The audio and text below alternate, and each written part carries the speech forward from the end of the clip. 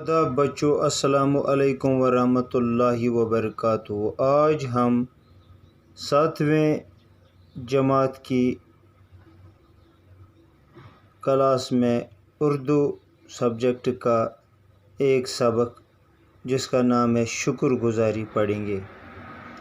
شکر گزاری صفی لکھنوی کی ایک طویل نظم ہے جس میں ہمیں یہ باور کرانا چاہتا ہے، سمجھانا چاہتا ہے، اس بات پر ہمارا رجحان کرنا چاہتا ہے کہ شکر گزاری کسے کہتے ہیں۔ بات یہ ایک درخت سے کرتا ہے، درخت سے اپنی بات شروع کرتا ہے اور کہتا ہے، شاخیں جس طرح شجر کی کرتی ہیں جڑوں سے پانی۔ یعنی جو ایک درخت ہوتا ہے، پودا ہوتا ہے، یہ اپنے لیے اپنے جڑوں سے، روٹ سے پانی جذب کرتا ہے اور دوسری شاخوں تک پہنچاتا ہے یا درخت کے دوسرے حصوں تک پہنچاتا ہے۔ ہو کر تر و تازہ پھر جو دیکھو واپس کر دیتی ہیں اس کو۔ پانی جب کسی درخت میں جڑوں سے اوپر جاتا ہے تو درخت کے سارے جو باقی پتے، شاخیں وغیرہ سب تر و تازہ ہو جاتے ہیں اس پانی سے۔ پھر کیا ہو جاتا ہے؟ یہ درخت ایواپریشن کے ذریعے پھر یہ پانی واپس دیتا ہے، جس سے آپ نے اپنے سائنس میں پڑھا ہوگا، جب روٹس ایبزارب کرتے ہیں پانی تو پھر یہ اس پانی کو واپس بائی دا پروسیس آف ایواپریشن فضا کی طرف واپس بھیجتا ہے۔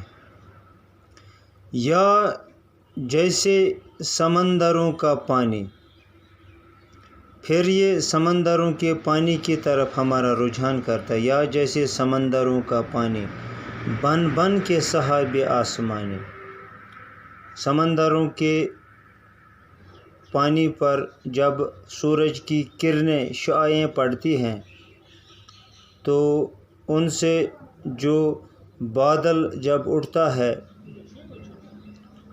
برساتے ہیں بے شمار قطرے پانی بھر، پھر وہی دیکھو سمٹ کے۔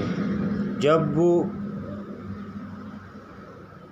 پانی، وہ بادل آسمان پر جب ٹھنڈے ہو جاتے ہیں تو ٹھنڈے ہو کر وہ پانی واپس برساتے ہیں، یعنی جب بارش پڑتی ہے، برساتے ہیں بے شمار قطرے پانی، پھر وہی دیکھو سمٹ کے۔ تو یہی بادل پھر پانی برساتے ہیں، بارش برساتے ہیں، دریاؤں کے راستے مقرر کرتا ہے سمندروں کے اندر۔ تو پھر جب یہ بارش پڑتی ہے اور ندی نالوں سے، دریاؤں سے گزرتے گزرتے پھر یہ پانی واپس سمندروں کے اندر جاتا ہے۔ تو اس کا مطلب ہے یہ پانی لگاتار چکر لگاتا رہتا ہے مختلف واٹر باڈی سے، پھر آسمان فضا میں۔ اس کے بعد پھر جب بادل ٹھنڈے ہو جاتے ہیں تو پھر پانی برساتا ہے۔ تو اس طرح سے یہ پروسیس، یہ عمل جاری رہتا ہے۔ یعنی یہاں یہ مطلب ہے، اگلے شعروں میں یہ کہنا چاہتا ہے کہ